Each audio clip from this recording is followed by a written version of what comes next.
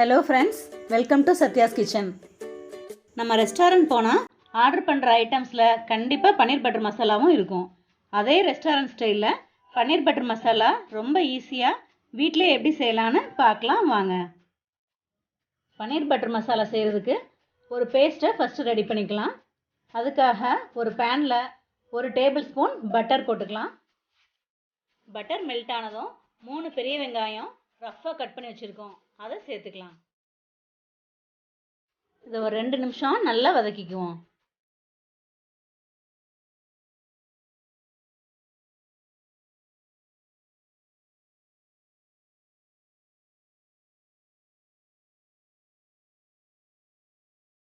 இதுலேயே 10 காஞ்ச மிளகாவை ஆட் பண்ணிக்கலாம். நான் கலர் கிடைக்கணுங்கிறதுக்காக 5 பேட்கி சில்லியும் 5 நார்மல் சில்லியும் சேர்த்துருக்கேன். 4 பெரிய தக்காளி கட் பண்ணி வச்சுருக்கோம், அதையும் இதில் ஆட் பண்ணிக்கலாம். கூடவே 15 முந்திரி பருப்பையும் இதில் சேர்த்துக்குவோம்.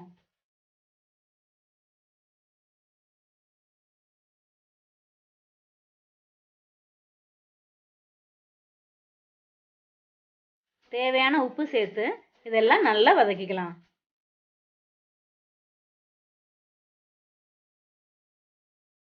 இப்போ ஒரு 10 நிமிஷம் ஆயிடுச்சு. இப்போ எல்லாம் நல்லா வதங்கிருச்சு.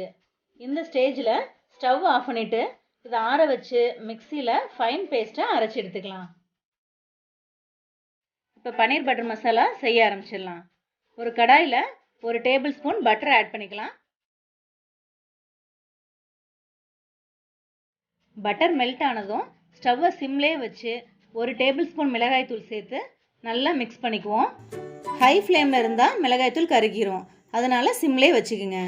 இது காஷ்மீரி சில்லி பவுடராக இருந்தால் பன்னீர் பட்டர் மசாலா நல்ல கலராக இருக்கும். அரைச்சி வச்சுருக்க பேஸ்ட்டை இப்போ ஆட் பண்ணிக்கலாம்.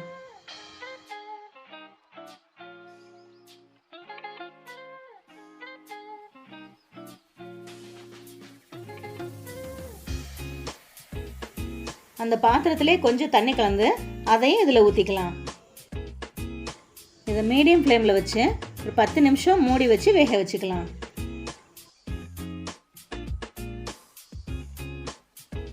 இப்போ ஓப்பன் பண்ணிக்கலாம். இதில் 1 teaspoon garam masala,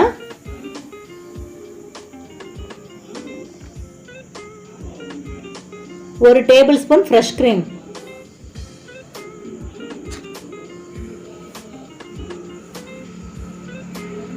2 teaspoon sugar, இதெல்லாம் கலந்து இதோட பச்சை வாசனை போகிற வரைக்கும் ஒரு 10 நிமிஷம் மூடி வச்சு வேக விடலாம்.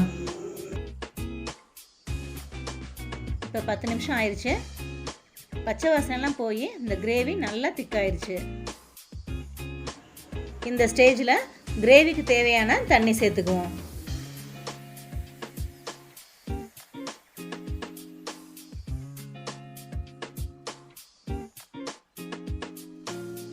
இன்றைக்கி நான் 400 கிராம் பன்னீர் க்யூப்ஸ் வச்சுருக்கேன், அதை இப்போ ஆட் பண்ணிக்கிறேன். பன்னீர் போட்டதுக்கப்புறம் 2லேருந்து 3 நிமிஷம் இதை மூடி வச்சு குக் பண்ணிக்கலாம்.